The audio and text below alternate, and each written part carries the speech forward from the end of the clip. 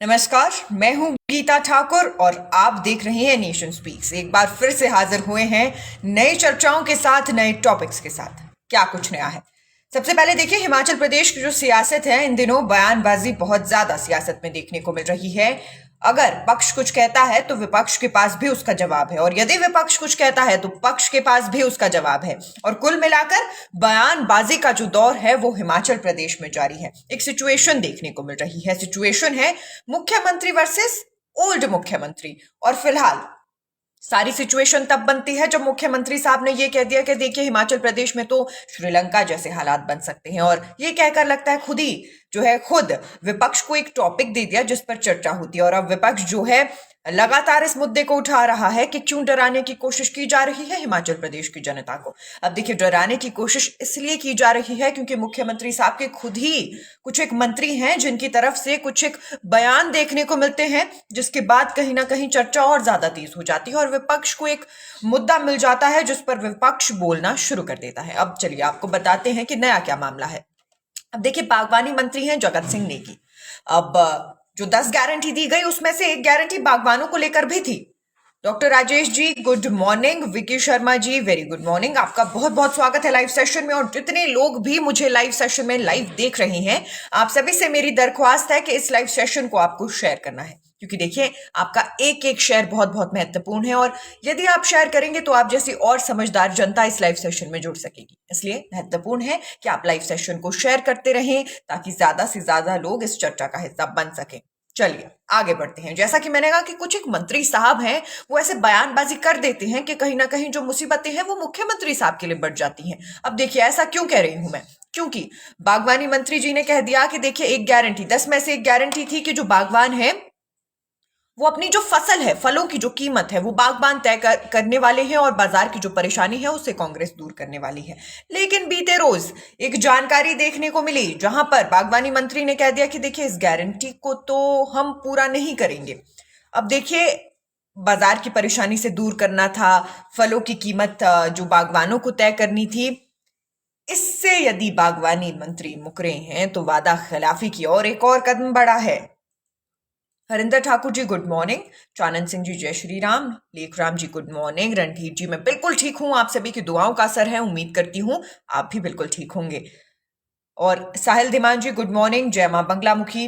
सुबह सुबह इतनी पॉजिटिविटी के लिए आपका बहुत बहुत धन्यवाद। देखिए, बागवानी मंत्री बागवानों के इस वादे से मुकरे हैं, तो ऐसे में लाजमी है कि आप सभी की प्रतिक्रिया में चाहूंगी कि देखिए, श्रीलंका जैसे हालात पूरे देश में होने वाले हैं, ऐसा जगत सिंह नेगी ने भी कहा है। और उन्होंने कहा है, देखिए, क्योंकि नेता प्रतिपक्ष जयराम ठाकुर ने कहा था कि ना डराएं हिमाचल प्रदेश की जनता को, तो जगत सिंह नेगी ने तो प्रदेश के साथ साथ पूरे देश में ही श्रीलंका जैसे हालात कर दिए। उन्होंने कहा है कि भाजपा जो है अपनी हार को नहीं भुला पा रही है, तभी सरकार पर कई आरोप लगा रही है। मंत्री ने कहा है कि श्रीलंका जैसे हालात हिमाचल ही नहीं पूरे देश में होने वाले हैं। और मंत्री ने यह भी कहा है कि अदानी का जो हाल हुआ है उससे पूरे देश पर संकट आ गया है। इससे LIC और जो SBI है उस पर भी संकट आया है और कांग्रेस सरकार संसाधन जुटाने में जुटी है। OPS पर जो है सरकार फैसला लेगी। यानी काफी सारे मुद्दों को एक ही बयान में बोल दिया। लेकिन कहां तो प्रदेश की हालत श्रीलंका जैसे होने की बातें थी, उन्होंने तो पूरे देश में ही श्रीलंका जैसे हालात कर दिए। यानी प्रदेश की जनता तो परेशान थी ही, और उन्होंने इसी के साथ साथ पूरे देश की जनता को परेशान कर दिया है। और देखिए, 10 गारंटी में से जो रेट तय करने वाली गारंटी थी उससे फिलहाल जगत सिंह नेगी मुकरते हुए नजर आए हैं। उन्होंने साफ कह दिया है कि देखिए, फिलहाल बागबानों के लिए ऑर्गेनिक खाद की राज्य में कोई कमी है नहीं, रासायनिक खाद भी उपलब्ध करवाई जाएगी, सरकार किसानों से गोबर भी खरीदेगी, जितने भी प्रोजेक्ट है सभी पर बात की। लेकिन ये जो गारंटी थी इससे फिलहाल मुकर गए हैं। और क्योंकि मुकरे हैं तो अब परेशानी तो देखिए बागवानों के लिए होने वाली है। हालांकि बाकी गारंटी की बात करें तो धीरे धीरे हिमाचल प्रदेश में अपनी जितनी भी गारंटी है उनसे कहीं ना कहीं वादा खिलाफी या फिर लेट लतीफी उन गारंटी में करती हुई हालांकि कांग्रेस शुरुआत से ही नजर आ रही है। लेकिन अब धीरे धीरे जितनी भी गारंटी है सब पर ही परेशानी देखने को मिल रही है। सबसे पहले यदि कोई बागवान मुझे इस वक्त लाइव देख रहा है, सवाल मेरा आप बागवानों से है कि इस वादा खिलाफी को कैसे देखते हैं आप? पहले बताया गया कि फलों के रेट खुद बागबान तय करेंगे, बाजार से छुटकारा मिलेगा, लेकिन अब जगत सिंह नेगी जो बागवानी मंत्री बने हैं उन्होंने कहा है ऐसा तो नहीं होने वाला। तो सवाल है बागवानों से, और जितने लोग लाइव देख रहे हैं दरख्वास्त है कि बागवानों से ज्यादा लाइव सेशन को शेयर करिएगा, क्योंकि उनकी प्रतिक्रिया लेना बहुत महत्वपूर्ण है इस पूरे मुद्दे पर। रामस्वरूप जी गुड मॉर्निंग। चिराग जी लिख रहे हैं जो 10 गारंटी कांग्रेस ने अपने चुनाव में जनता से किए। ये देखिए चिराग जी, जिस तरीके से हालात बन रहे हैं, हालांकि देखिए 2 महीने का वक्त हुआ है, भूलना नहीं चाहिए कि 2 महीने का वक्त है, लेकिन यदि श्रीलंका जैसे हालात होने की बात सामने आती है और जितने भी वित्तीय संसाधन या वित्तीय बोझ को लेकर बातें देखने को मिलती है, बयानबाजी देखने को मिलती है, उसके साथ कई सारे सवाल जो है सरकार पर उठते हैं, क्योंकि देखिए सरकार ने खुद ही 10 गारंटी का फैसला लिया बिना किसी होमवर्क के, और उसके साथ आगे बढ़ते हैं तो 6 सीपीएस बना दिए गए, उप मुख्यमंत्री बना दिए गए। तो लाजमी है कि अब सवाल तो पूछे जाएंगे कि जब ये फैसले लिए जा रहे थे क्या तब वित्तीय संसाधन, तब हिमाचल प्रदेश का जो आर्थिक बोझ है वो ध्यान में नहीं रखा गया था? आखिर क्यों नहीं रखा गया था? जब समीकरण अपनी पार्टी के साधने थे, गुटबाजी के साधने थे, तो उस दौरान डिसीजन ले लिए गए। लेकिन अब जो है, क्योंकि आप सभी जानते होंगे, कल भी जानकारी दी गई कि देखिए जो विधायक क्षेत्र विकास निधि है उसे भी रोका गया है। 31 मार्च तक यदि इस्तेमाल नहीं हुई तो लैप्स हो जाएगी। जनवरी के पहले हफ्ते में किश्त आनी थी, चौथी किश्त थी 50 लाख रुपए की, जिसके कारण विधायक अपने क्षेत्रों में काम नहीं करवा पा रहे। तो ये जो कटौती है ये गलत जगह क्यों की जा रही है? और गारंटी पूरा होने की बात आपने कही है, देखिए प्रेशर तो सरकार पर होने ही वाला है, क्योंकि लोकसभा के चुनाव है, जनता समझदार है, फैसला ले सकती है। ममता जी जय श्री राम, ध्रुव जी जय श्री राम, बहुत बहुत स्वागत है। इतनी पॉजिटिविटी देने के लिए आप सभी का बहुत बहुत धन्यवाद। भगवान के नाम से लाइव सेशन की शुरुआत। चलिए आगे बढ़ते हैं। जैसा कि मैंने कहा कि बागवानी मंत्री वादे से मुकर गए हैं, और इसके साथ साथ देखिए अलग अलग डिपार्टमेंट में अलग अलग जो मंत्री साहब हैं वो धीरे धीरे फैसले ले ही रहे हैं। शिक्षा की बात करें, शिक्षण संस्थानों पर जो है फैसला आना था, उसके साथ साथ अब देखिए एक नई जो जानकारी है वो देखने को मिली है। बिल्कुल डॉक्टर राजेश जी, बिल्कुल सही आपने कहा कि समय तो देखिए अब हिमाचल प्रदेश की जनता ने दिया ही है, क्योंकि इसके सिवा कोई ऑप्शन जनता के पास है नहीं। लेकिन ये जो कंट्रोवर्शियल बयान वाली आपने बात कही है कि कंट्रोवर्शियल बयान सरकार ना करे, देखिए उनका एक बयान था जिसे ये कह सकते हैं कि मुख्यमंत्री साहब ने खुद ही जो है विपक्ष को एक पूरा मौका दे दिया कि विपक्ष जो है पूरी जो जानकारी है खुद ही सामने रख दे। और अब क्योंकि मौका दिया गया है तो विपक्ष कहेगा, विपक्ष भी कहेगा, और जनता भी सवाल पूछेगी कि यदि इतनी ही स्थिति खराब थी और आपको ऐसा ही लगता है कि हिमाचल प्रदेश में श्रीलंका जैसे हालात बन सकते हैं, तो आखिर इतने सारे फैसले लिए क्यों जा रहे हैं? कुछ एक फैसले हैं जिन्हें रोका जा सकता है, जिसका इंतजार सभी कर सकते हैं, और कुछ एक फैसले हैं जो सिर्फ एक अच्छी छवि प्रोजेक्ट करने के लिए लिए जा रहे हैं, और अच्छी छवि प्रोजेक्ट करने के लिए ले जा रहे हैं, नुकसान तो उसका भी आर्थिक स्थिति को होने वाला है। चलिए खैर, शिक्षा विभाग की मैं बात कर रही थी। अब हिमाचल प्रदेश स्कूल शिक्षा बोर्ड की जो वार्षिक परीक्षाओं में कम परिणाम देने वाले शिक्षक होंगे उनकी जवाबदेही तय होगी। यानी आप किसी सब्जेक्ट के टीचर हैं, आपकी कक्षा या जिन भी कक्षाओं को आप पढ़ाते हैं बोर्ड में उनका प्रदर्शन अच्छा नहीं है, तो सवाल आपसे पूछा जाएगा कि आखिर आपकी क्लास ने, आपके सब्जेक्ट ने अच्छा प्रदर्शन क्यों नहीं किया है। 10वीं और 12वीं कक्षा की परीक्षाएं शुरू होने से पहले शिक्षा मंत्री रोहित ठाकुर ने ये फैसला लिया है। परिणाम बेहतर लाने के लिए उच्च शिक्षा निदेशालय को भी निर्देश जारी कर दिए गए हैं। प्रदेश में बीते कुछ साल से बोर्ड परीक्षाओं का परिणाम लगातार कम हो रहा है। कोरोना संकट के दौरान परीक्षाएं नहीं होने पर विद्यार्थियों को अगली कक्षाओं में प्रमोट किया गया था। लेकिन देखिए मेरी जनता से सवाल है ये कि यदि किसी क्लास में टीचर के पढ़ाने के बावजूद स्टूडेंट्स अच्छा परफॉर्म नहीं करते हैं, तो कहां तक एक टीचर की जवाबदेही को तय किया जा सकता है? क्योंकि देखिए टीचर यदि पूरा एफर्ट क्लास में दे भी रहा है, उसके बाद भी लाजमी है कि कक्षा में बहुत अच्छा प्रदर्शन ना देखने को मिले। तो सवाल है मेरा आप सभी से कि कितना सही है ये फैसला कि टीचर्स की जवाबदेही तय की जाएगी? क्योंकि देखिए दूसरी तरफ बहुत सारे रूल्स भी हैं जिसके अंतर्गत टीचर्स एक प्रेशर स्टूडेंट पर नहीं बना सकता है। और क्योंकि अभी की जनरेशन की बात करें, खासकर कोरोना काल के बाद की बात करें, तो प्रमोट बच्चों को किया गया। उसके साथ साथ टेक्नोलॉजी बहुत ज्यादा वास्ट हो चुकी है, बच्चों का इंटरेस्ट टेक्नोलॉजी में बहुत ज्यादा है। शिक्षा विभाग की तरफ से जो पढ़ाने का तरीका है उसको कितना वास्ट किया गया है ये भी मायने रखता है, ना सिर्फ टीचर की जवाबदेही। तो सवाल है मेरा, क्या शिक्षा में बेहतरी होना पहले महत्वपूर्ण है या नहीं, या फिर सिर्फ टीचर से सवाल पूछा जाना महत्वपूर्ण है? आरुष चौधरी जी गुड मॉर्निंग, बहुत बहुत स्वागत है लाइव सेशन में, बहुत बहुत शुक्रिया ज्वाइन किया। साहिल धीमान जी लिख रहे हैं कि ये सब प्रदेश का नेतृत्व कर रही हैं, पहले अपना प्रदेश देखना चाहिए, अपने प्रदेश को सुरक्षित करना चाहिए, बाकी तो बात की बातें हैं, अपनी व्यवस्था दुरुस्त करनी चाहिए।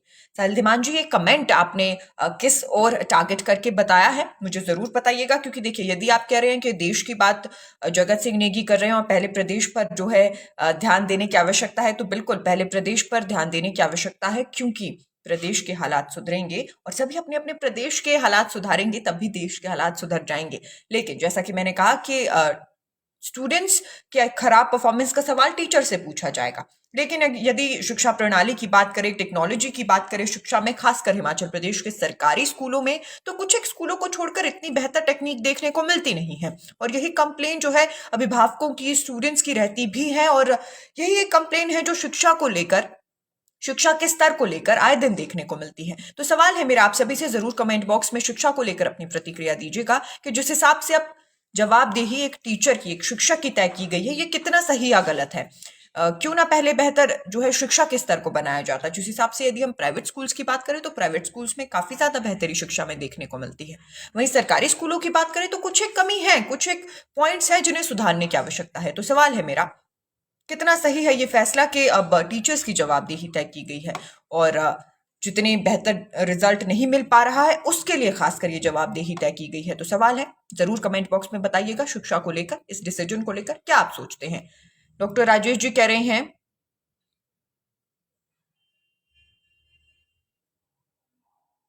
कि वादे और वादों से मुकरने जैसा माहौल बना रही है कांग्रेस। जी देखिए, पहले तो ये कहा गया कि कुछ एक फैसले लेने में समय लगेगा, हम समय के साथ फैसले लेंगे, और जैसे जैसे फैसले लेने भी लगे, जैसे जैसे फैसले लिए भी जाने लगे, उसके बाद जो है धीरे धीरे स्थिति ऐसे बनने लगी कि कुछ एक रीजन देकर जो वादे थे उसको छोड़कर, जो देखिए 10 गारंटी है, अगर हम उन्हें साइड पर रख दें, उसके बाद कुछ एक डिसीजन अच्छे देखने को मिले हैं जिनकी सराहना होना लाजमी है, जिन्हें प्रेज किया जाना, जिन्हें ऊपर रखा जाना महत्वपूर्ण है। लेकिन यदि बात करें 10 गारंटी की, बस एक ये 10 गारंटियां ही हैं जिन पर अभी तक कुछ पुख्ता तरीके से होता हुआ नजर नहीं आ रहा है। ज्यादातर चीजें जुबानी हैं और कुछ भी धरातल पर यानी होता हुआ नजर नहीं आ रहा है, इसीलिए जो जनता है उनमें परेशानी है। क्योंकि देखिए 10 दिन से 2 महीनों का वक्त बीत गया है और आने वाले समय में और समय लगेगा, इसकी भी जानकारी तय है कि आने वाले समय में अभी और जो है गारंटी पूरा करने के लिए वक्त लग सकता है। देवांग जी गुड मॉर्निंग, मैं बिल्कुल ठीक हूं, उम्मीद करती हूं आप भी ठीक होंगे। लिख रहे हैं कि न्यूज चैनल पर रोजाना कुछ नया देखने को मिल रहा है, बहुत अच्छा लग रहा है। बहुत बहुत शुक्रिया देवांग जी। ऐसे ही नेशन स्पीक्स पर प्यार बनाए रखें, आने वाले दिनों में और भी बेहतर जानकारी, बेहतर तरीके से नेशन स्पीक्स लाने की पूरी कोशिश करेगा। भगत जी जय श्री राम, बहुत बहुत स्वागत है लाइव सेशन में। तो जैसा कि मैंने कहा कि शिक्षा मंत्री ने फैसला लिया है कि यदि हिमाचल प्रदेश में बोर्ड की परीक्षाओं में अच्छा परिणाम नहीं आता है तो शिक्षक की जवाबदेही तय की गई है।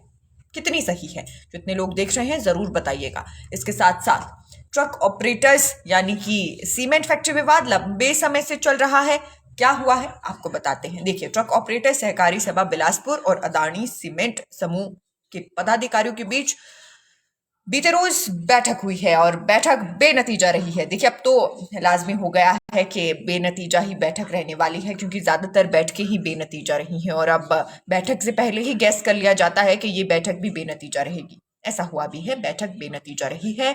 बैठक में अदानी समूह ने बीडीटीएस पदाधिकारियों को प्रति टन 8 रुपए 50 पैसे रुपए प्रति किलोमीटर सीमेंट ढुलाई माल भाड़े का प्रस्ताव रखा। यानी देखिए, पहले 10 रुपए कुछ पैसे रखना था, लेकिन उसके बाद जो है 8 रुपए 50 पैसे की बात की गई, ये अदानी समूह की तरफ से की गई।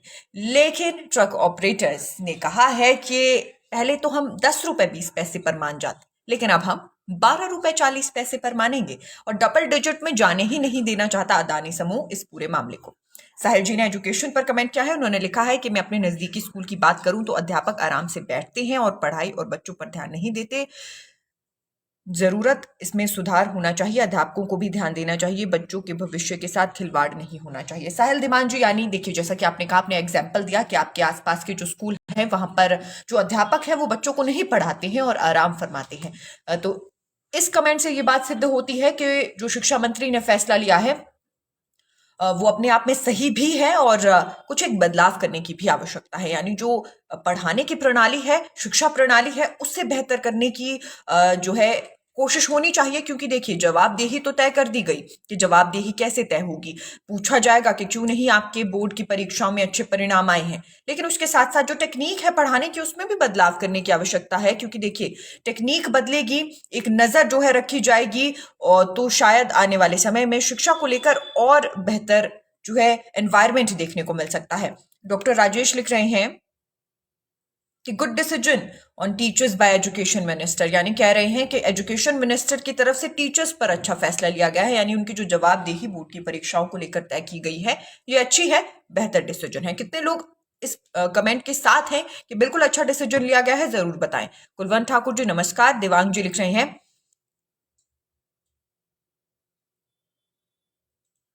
दिवांग जी कह रहे हैं कि अच्छा डिसीजन है, और उन्होंने एग्जाम्पल चंडीगढ़ का दिया है कि वहां पर भी जो टीचर्स हैं वो स्ट्राइक पर हैं। चलिए, प्रेम सिंह जी गुड मॉर्निंग। अंकुश जी लिख रहे हैं कि गुड मॉर्निंग जी, वेरी गुड मॉर्निंग। लिख रहे हैं कि अंकुश जी मेरी हेयर स्टाइल के बारे में चर्चा कर रहे हैं। अंकुश जी, चलिए, कमेंट की सराहना, लेकिन फिर भी आपको बता दूं कि इस वक्त जो है मेरे बालों से भी महत्वपूर्ण चर्चा हो रही है। और चर्चा ये है कि एजुकेशन मिनिस्टर ने कहा है कि यदि बोर्ड में अच्छा प्रदर्शन बच्चे नहीं करते हैं तो टीचर्स की जवाबदेही तय होगी। इस पर आप सभी से सवाल पूछा गया है कि आप सभी मुझे बताएं कि कितना सही आप इस फैसले को मानते हैं। चलिए, रामस्वरूप जी लिख रहे हैं कि सबसे पहले तो स्कूलों में टीचर्स होने जरूरी हैं। हिमाचल प्रदेश के स्कूल्स में टीचर्स की ही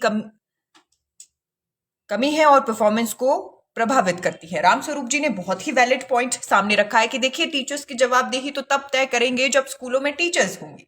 यदि स्कूलों में टीचर्स ही नहीं है तो जवाबदेही किसकी तय करेंगे। और रेशो की बात यदि करें, रामस्वरूप जी, बहुत ही वैलिड पॉइंट आपकी तरफ से रखा गया है। क्योंकि देखिए, जो शिक्षक छात्र अनुपात है वो ज्यादातर स्कूलों में हिमाचल प्रदेश के खराब है। यूडाइस की रिपोर्ट पे चुनावों से पहले ये डिसीजन आ गया था, ये जानकारी सामने आ गई थी। और यदि टीचर स्टूडेंट रेशो ही खराब है तो जवाबदेही जब की जाएगी, क्योंकि जैसा कि मैंने कहा कि देखिए, आप सभी के कमेंट ये तो साफ कर रहे हैं कि जवाबदेही होनी चाहिए, लेकिन ये भी साफ कर रहे हैं कि जो टेक्निक है, जो तरीका है, उसमें बदलाव करने की आवश्यकता है। क्योंकि टेक्निक या तरीके में बदलाव होगा तो अपने आप रिजल्ट बेहतर देखने को मिलेंगे। Madan Rana ji good morning. अंकुश जी लिख रहे हैं, अंकुश जी, इसके लिए आप नेशन स्पीक्स के पेज पर जा सकते हैं। आपको कुछ समय पहले की जानकारी में ये जानकारी भी मिल जाएगी। दलजीत चौधरी जी गुड मॉर्निंग। साहिल धीमान जी लिख रहे हैं कि सीमेंट मुद्दे पर भी सरकार को कड़ी कार्यवाही करनी चाहिए, अब बहुत मजाक हुआ। बिल्कुल साहिल जी, देखिए, लंबा समय हो गया है और एक तरफ जो है एक जो डिसीजन आना चाहिए, मतलब दोनों तरीके से, दोनों पार्टीज की तरफ से जो डिसीजन लिया जाना चाहिए वो देखने को मिल ही नहीं रहा। और नहीं मिल रहा है तो परेशानी लगातार, क्योंकि देखिए, सरकार को भी इस पूरे फैसले का नुकसान झेलना पड़ रहा है। सीमेंट महंगे दामों पर सरकार खरीद रही है, जो विकास कार्य है वो कहीं ना कहीं धीमे हो गए हैं। और यदि बात की जाए रेट तय होने की, देखिए, यहाँ पर मनमानी साफ तरीके से जो है अदानी समूह की देखने को मिल रही है, जिस पर कोई खास फैसले लिए नहीं जा रहे। और ये मामला जो है बढ़ता ही चला जा रहा है, बढ़ता ही चला जा रहा है। तो उम्मीद करते हैं कि आने वाले समय में इस पूरे मामले पर कुछ जल्द देखने को मिलेगा, क्योंकि अब जो फ्रस्ट्रेशन है ट्रक ऑपरेटर्स की वो भी जाहिर होने लगी है। देखते हैं क्या कुछ होता है। मुनीश जी लिख रहे हैं गुड मॉर्निंग जी, very good morning. Dhruv ji ने लिखा है कि अच्छा डिसीजन है, बहुत से टीचर्स मैंने भी देखे हैं राजनीति में ज्यादा एंड स्कूल में कम ध्यान देते हैं, और एजुकेशन सिस्टम को चेंज तो करना पड़ेगा। ध्रुव जी, बड़ा ही वैलिड पॉइंट आपकी तरफ से भी रखा गया कि कुछ एक शिक्षक है जो राजनीति में इन दिनों ज्यादा नजर आते हैं और स्कूलों में कम नजर आते हैं। ऐसे टीचर्स पर जो है जरूर मैं कहूंगी कि कार्यवाही होने की आवश्यकता है। क्योंकि देखिए, मानते हैं कि कमेटी बनाई जाती है ताकि बातों को सरकार के समक्ष रखा जाए।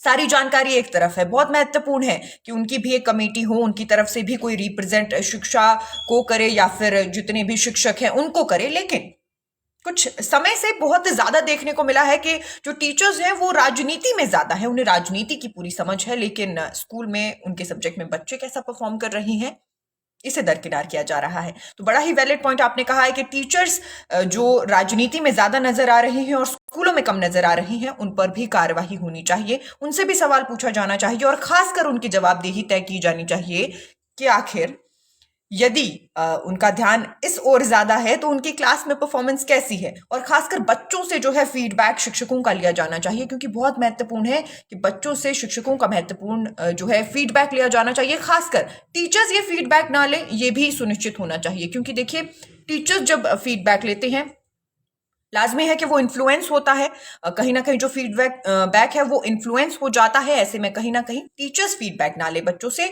और जो फीडबैक है उसको लेने के लिए भी एक प्रणाली बननी चाहिए। कभी भी टीचर्स के सामने रिवील नहीं होना चाहिए कि किस स्टूडेंट ने उन्हें कौन सा फीडबैक दिया है। इसके चलते बच्चे जो है बेहतर फीडबैक दे सकेंगे, और उसी तरीके से जो जवाबदेही है वो तय होते वक्त बहुत सारे सवाल टीचर से पूछे जा सकते हैं। अजय ठाकुर जी गुड मॉर्निंग, मैं बिल्कुल ठीक हूँ, उम्मीद करती हूँ आप भी ठीक होंगे।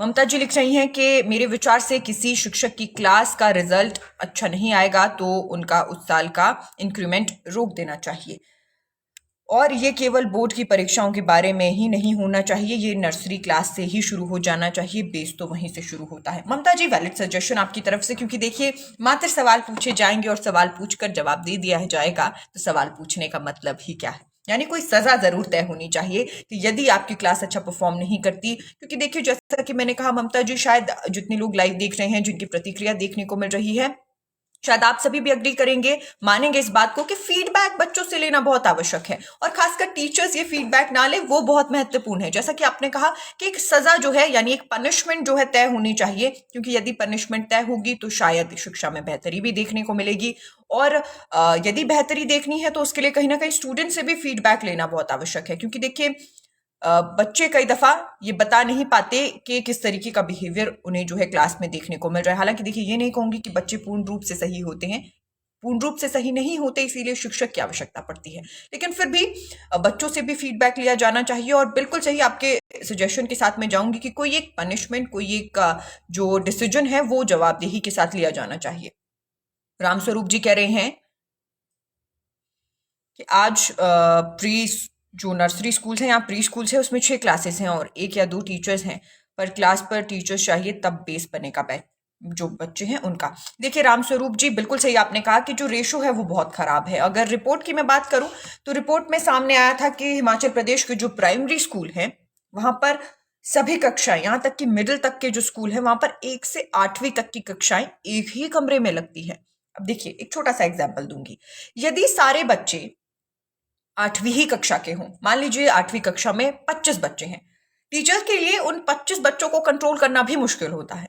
और यदि एक क्लास में, एक रूम पे पहली से 8वीं तक के बच्चे बैठे हैं, पहली से 8वीं कक्षा के बच्चे बैठे हैं, अलग अलग एज ग्रुप, अलग अलग ट्रीटमेंट इन बच्चों को मिलना है, लेकिन यदि एक ही कमरे में कितनी डिस्टरबेंस जो है रहती होगी पढ़ाई में, इसे समझना आसान है। क्योंकि देखिए पहली के या दूसरी या तीसरी कक्षा के बच्चे को जो ट्रीटमेंट चाहिए टीचर की तरफ से वो बिल्कुल अलग है, जो 8वीं कक्षा के बच्चे को चाहिए वो बिल्कुल अलग है। तो ऐसे में कहीं ना कहीं बिल्कुल सही आप कह रहे हैं कि टीचर की जो रेशो है या जर्जर जो हालत है वो सभी सुधरनी चाहिए, उसके बाद ही जो रिजल्ट है उस पर सवाल पूछा जा सकता है। शिक्षा शर्मा जी गुड मॉर्निंग, मैं बिल्कुल ठीक हूं, उम्मीद करती हूं आप भी ठीक होंगे। Sunil Kumar ji good morning. दिलजीत जी लिख रहे हैं कि गवर्नमेंट स्कूलों का मैनेजमेंट ठीक नहीं है, स्कूलों में राजनीति होती है, राजनीति का प्रभाव मैनेजमेंट पर डालते हैं। मेरा मानना है कि गवर्नमेंट स्कूलों का निजीकरण होना चाहिए सरकार के नियमों पर। दिलजीत जी देखिए बिल्कुल सही आपने कहा कि राजनीति देखने को मिलती है, और इन्फ्लुएंस जो है राजनीति का स्कूलों तक पहुंच गया है, जहां पर बिल्कुल भी राजनीति का इन्फ्लुएंस नहीं होना चाहिए। क्योंकि एक टीचर की जो सोच है राजनीति को लेकर, क्योंकि राजनीति में ज्यादा देखने को मिल रही है, लाजमी है कि वो इन्फ्लुएंस करेगी बच्चों के एजुकेशन को। और यदि ऐसा होता है तो कहीं ना कहीं जो इन्फ्लुएंस है बच्चों पर वो बहुत सारी चीजों का देखने को मिलेगा। आपने कहा कि स्कूलों का निजीकरण होना चाहिए, देखिए स्कूलों का यदि निजीकरण होगा तो उसे लेकर भी एक बहुत बड़े प्लान की, एक स्ट्रैटेजी की आवश्यकता पड़ेगी कि कैसे ऑपरेट किया जाएगा सब कुछ। और शायद आपका जो सजेशन है यदि उसे अप्लाई किया जाए तो शायद बेहतरी देखने को मिल सकती है। क्योंकि निजी स्कूलों में भी हालांकि देखिए बहुत ज्यादा रूल्स रेगुलेशन, एक प्रोटोकॉल बनाने की जरूरत पड़ेगी, लेकिन शायद बेहतरी देखने को मिल जाए। एस पन जी good morning. Doctor Rajesh ji लिख रहे हैं कि सरकारी स्कूल का मतलब पेरेंट्स की मजबूरी या गरीबी, ऐसी व्यवस्था परिवर्तन की जरूरत है। बिल्कुल डॉक्टर राजेश जी, देखिए ये नहीं कहेंगे कि मजबूरी या फिर गरीबी है। देखिए कुछ एक क्षेत्रों में सरकारी स्कूल दरअसल बेहतर भी हैं।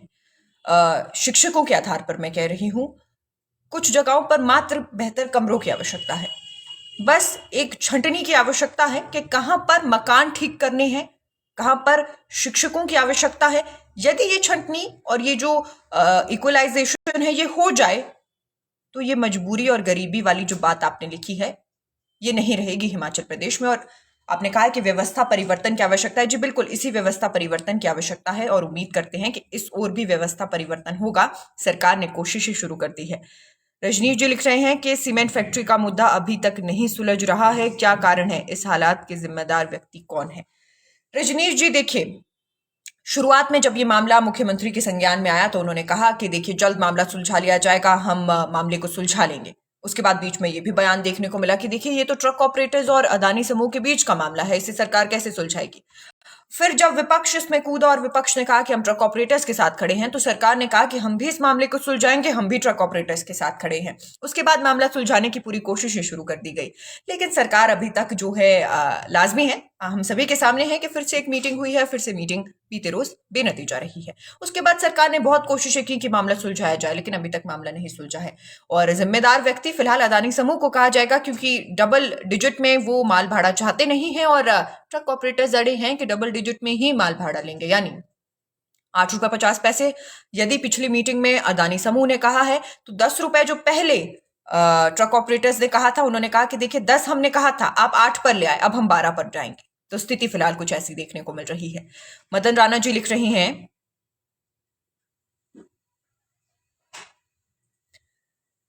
जी डॉक्टर राजेश कह रहे हैं कि टीचर्स में सुधार, बिल्डिंग का सुधार और टीचर्स अपडेट रखना जरूरी है। बिल्कुल डॉक्टर राजेश जी, देखिए जहां जहां जिस जिस चीज की आवश्यकता है, कहीं स्टाफ की आवश्यकता है, कहीं पर बिल्डिंग की आवश्यकता है, ये सारी चीजें जो है ठीक करने की आवश्यकता है, तभी स्थिति बेहतर देखने को मिलेगी। दीपक पंडित जी जय श्री राम। ध्रुव जी लिख रहे हैं, और एक बात और की जा सकती है, सरकारी जितने भी सरकारी टीचर्स हैं उनके बच्चे भी सरकारी स्कूलों में चले जाएं और एजुकेशन कंप्लीट वहीं से करवाएं। देखिए ध्रुव जी, ये निजी फैसला हो सकता है, हालांकि देखिए न जाने इस पर फैसला लिया जा सकता है या नहीं, लेकिन देखिए पेरेंट्स किस जगह अपने बच्चे को पढ़ाना चाहते हैं, इसके लिए चलिए ये बात पेरेंट्स पर छोड़ देते हैं, क्योंकि देखिए जो शिक्षक हैं, सरकारी शिक्षक हैं, पेरेंट्स वो भी किसी बच्चे के हैं, तो वो यदि ये फैसला लेना चाहते हैं तो ठीक है। लेकिन आपका क्या तात्पर्य है वो भी मैं समझ रही हूं कि यदि वो कह रहे हैं कि स्कूलों में शिक्षा बहुत बेहतर है तो अपने बच्चों को भी सरकारी स्कूलों में पढ़ा लिया जाए। लेकिन देखिए ध्रुव जी, सबसे पहले तो यदि इस स्थिति को हम करना चाहते हैं, उसके लिए टीचर्स पर ये जो जवाबदेही तय की गई है ये धीरे धीरे स्ट्रांग होनी चाहिए। कोई एक पनिशमेंट तय होनी चाहिए, पनिशमेंट के साथ साथ कोई डिसीजन देखने को मिलने चाहिए। स्ट्रांग डिसीजन होंगे तो लाजमी है कि एजुकेशन सिस्टम में बेहतरी होगी, और जो जिस एजुकेशन को हमें बेहतर करना है वो ऑटोमेटिकली बेहतर हो जाएगी। बेहतर हो जाएगी तो शायद ये वाला फैसला भी देखने को मिल जाए। साहिल जी लिख रहे हैं कि हमारे नजदीकी प्राइमरी स्कूल में 28 बच्चे हैं, 3 गवर्नमेंट टीचर्स हैं और 1 प्राइवेट टीचर भी है, एजुकेशन जीरो है। लिख रहे हैं कार्यवाही कड़ी होनी चाहिए इन पर। रही बात राजनीति की, तो यहाँ भी बहुत होती है और विधायकों से सिफारिश करके नजदीकी नौकरी कर रहे हैं, फिर भी हालत खराब है। जब दिल करता है यहाँ वहां घूमते हैं, कोई डर नहीं है इन्हें। साहिल जी, सबसे पहले तो जिस भी सरकारी स्कूल की आप बात कर रहे हैं, दरख्वास्त मेरी आपसे रहेगी, खासकर आपसे रहेगी, सबसे पहले आप स्कूल को लेकर कंप्लेन करिए। क्योंकि देखिए यदि बच्चों के भविष्य के साथ इतनी बड़ी जो है इतना बड़ा खिलवाड़ किया जा रहा है, तो सबसे पहले मेरी आपसे दरख्वास्त है कि कंप्लेन करिए। यदि आपकी कंप्लेन पर कार्यवाही नहीं होती तो इस पर नेशन स्पीक्स जो है आपके लिए आवाज उठाएगा, क्योंकि देखिए जिम्मेदार नागरिक बनिए। सबसे पहले कंप्लेन कीजिए संबंधित विभाग में, स्कूल प्रिंसिपल से बात कीजिए। यदि वो आपकी बात को नहीं मानते हैं तो उसके बाद उससे उच्च अधिकारी से शिकायत कीजिए, और उसके बाद अपनी शिकायत का जो कुछ भी निपटारा हुआ है, नहीं हुआ है, बेहतरी बढ़ोतरी देखने को मिली है, नहीं मिली है, इसकी जानकारी नेशन स्पीक्स को दीजिए। क्योंकि देखिए जिस हिसाब से आप बात कर रहे हैं, 28 बच्चे हैं स्कूल में, 3 शिक्षक हैं, लेकिन आप कह रहे हैं कि राजनीति देखने को मिलती है, सिफारिश लगाकर पास ही के स्कूलों में काम कर रहे हैं और फिर भी अच्छा काम नहीं हो रहा है। तो जरूर इस स्कूल की जानकारी जो है नेशन स्पीक्स को दीजिए। संबंधित अधिकारियों से जरूर जो है सवाल पूछा जाएगा कि आखिर ऐसा क्यों देखने को मिल रहा है। डॉक्टर राजेश कह रहे हैं कि पंजाब में टीचर्स का एक बैच सिंगापुर भेजा गया है ट्रेनिंग के लिए। डॉक्टर राजेश जी उम्मीद करते हैं कि ये जो सरकार के एजुकेशन सिस्टम का आपने एग्जाम्पल दिया है, इसी तरीके का जो है राजनीति से ऊपर उठकर हिमाचल प्रदेश भी शिक्षा के स्तर को समझेगा और हिमाचल प्रदेश में भी शिक्षा का स्तर बेहतर होगा। ध्रुव जी लिख रहे हैं कि it's not a small topic, future of Himachal and nation. बिल्कुल ध्रुव जी, देखिए बहुत महत्वपूर्ण बात है। यदि चर्चा की जाती है तो बहुत छोटा सा मामला लगता है कि स्कूलों में टीचर्स जो हैं वो अच्छे से पढ़ा नहीं रही हैं या टीचर्स अच्छा परफॉर्म नहीं कर रही हैं। यदि यही बात लंबे स्तर पर समझी जाए, फ्यूचर के हिसाब से समझी जाए या फिर पास समझा जाए, तो कितने ही बैचेस बच्चों के स्कूलों से निकल गए होंगे जिन्हें वैसी एजुकेशन देखने को मिली है, और आने वाले समय में यही बच्चे स्ट्रगल कर रही हैं। कारण क्या है? कारण ये है कि जिस बैच में वो पढ़ते थे वहां पर टीचर्स ने उनकी एजुकेशन पर ध्यान नहीं दिया, और कितने ही बैच पास हो गए होंगे और कितने ही बैच इसी सिस्टम के साथ पास हो सकते हैं यदि आवाज समय पर नहीं उठाई गई। तो बहुत बड़ा टॉपिक है ध्रुव जी, बिल्कुल सही आपने कहा कि बहुत महत्वपूर्ण फैसले लेने की आवश्यकता है। राम स्वरूप जी कह रहे हैं प्राइवेट स्कूल में पर क्लास पर टीचर हैं और क्लास वाइज या सब्जेक्ट वाइज टीचर नहीं है, यही सबसे बड़ी कमी है। आज से 20 साल पहले ऐसा नहीं होता था। वो कह रहे हैं कि देखिए जो प्राइवेट स्कूल है वहां पर सब्जेक्ट एक टीचर होता है, यानी पर सब्जेक्ट एक टीचर जो है पढ़ाता है। लेकिन यदि हम सरकारी स्कूलों की बात करें जहां पर इस वक्त जो है जिस स्थिति की हम बात करें, टीचर्स की जवाबदेही तय होनी है, वहां पर जो है पर सब्जेक्ट क्लास वाइज जो है टीचर है, इसकी वो बात कर रहे हैं। और आज से 20 साल पहले ऐसा नहीं होता था। जी बिल्कुल सही आप कह रहे हैं, टीचर्स की कमी जरूर है रामस्वरूप जी। जो स्टूडेंट टीचर रेशो है वो बेहतर नहीं है, सभी जानते हैं, लेकिन उम्मीद करते हैं कि आने वाले समय में जिस व्यवस्था परिवर्तन को करना है वो यहाँ पर भी देखने को मिलेगा। साहिल जी कह रहे हैं कि फ्री में कुछ भी नहीं देना चाहिए, सरकार को एजुकेशन और हेल्थ पर ध्यान देना चाहिए, साथ ही एम्प्लॉयमेंट पर भी। साहिल जी बिल्कुल सही आप कह रहे हैं कि फिलहाल फ्री की जो सुविधाएं हैं उससे ऊपर उठकर यदि कुछ और जगहों पर फैसले देखने को मिलेंगे तो ज्यादा बेहतर सिचुएशन जो है हो जाती। हालांकि देखिए शिक्षा को लेकर ही मैं बात कर रही हूं, तो शिक्षा विभाग में 31 मार्च से पहले शिक्षकों के बैच वाइज और पदोन्नति से पद जो है भरे जाएंगे, ऐसा शिक्षा मंत्री ने कहा है। शिक्षा मंत्री के आदेशों पर उच्च शिक्षा निदेशालय ने इस बाबत कार्यवाही शुरू कर दी है, यानी जो टीचर्स हैं 31 मार्च से पहले जो है वो बैच वाइज पदोन्नत होंगे और पद भरे जाएंगे। इन दोनों के आधार पर भरे जाने वाले सभी पदों का आंकड़ा निदेशालय ने जुटाना शुरू कर दिया है। कॉलेजेस में प्रिंसिपल्स के रिक्त पद भी इस प्रक्रिया में ही भरे जाएंगे। देखिए मतलब जो पदोन्नत है वो किए जाएंगे, लेकिन नई भर्तियां कब होगी, क्योंकि कमी तो शिक्षकों की है, वो देखने लायक होगा कि कब जो है नए शिक्षकों की भर्तियां देखने को मिलती हैं। हालांकि पदोन्नत करके पद भरे जाएंगे, ऐसा शिक्षा मंत्री ने कह दिया है। इसके साथ साथ देखिए सीमेंट फैक्ट्री पर मैं आपको जानकारी दे रही थी, मामला सुलझा नहीं है। अदानी समूह ने, माफ कीजिए, पहले ट्रक ऑपरेटर्स ने 10 कहा, अदानी समूह ने 8 कहा, तो ट्रक ऑपरेटर्स ने कहा कि अब 8-10 नहीं, अब तो 12 पर मानेंगे। देखना यह है कि 12 पर मानते हैं या नहीं। और आंदोलन के तहत चक्का जाम सहित प्लांट के बाहर धरना प्रदर्शन किया जाएगा, ऐसा उन्होंने कहा है, यानी ट्रक ऑपरेटर्स ने कहा है। और लगातार जो है मांगे उनकी बढ़ती ही जा रही हैं। हालांकि देखिए 10 से 12 पर पहुंच गए हैं, लेकिन 10 भी मानने के लिए समूह तैयार नहीं था। देखना यह है कि कब सिचुएशन क्लियर होती है। डॉक्टर राजेश ने लिखा है कि एजुकेशन और हेल्थ का बजट बढ़ाने की आवश्यकता है। इसके साथ साथ चलते चलते, क्योंकि देखिए अब समय हो रहा है कि मैं आप सभी से अलविदा लूं, आप सभी को एक जानकारी और दूंगी। सभी की तरफ से एक सजेशन जो है बहुत ज्यादा देखने को मिलता है कि प्रदेश में सिर्फ एजुकेशन और हेल्थ ही फ्री होनी चाहिए, उसके सिवा कुछ भी फ्री नहीं होना चाहिए। और जितने लोग लाइव देख रहे हैं इस कमेंट से अग्री करते हैं, जरूर बताइएगा।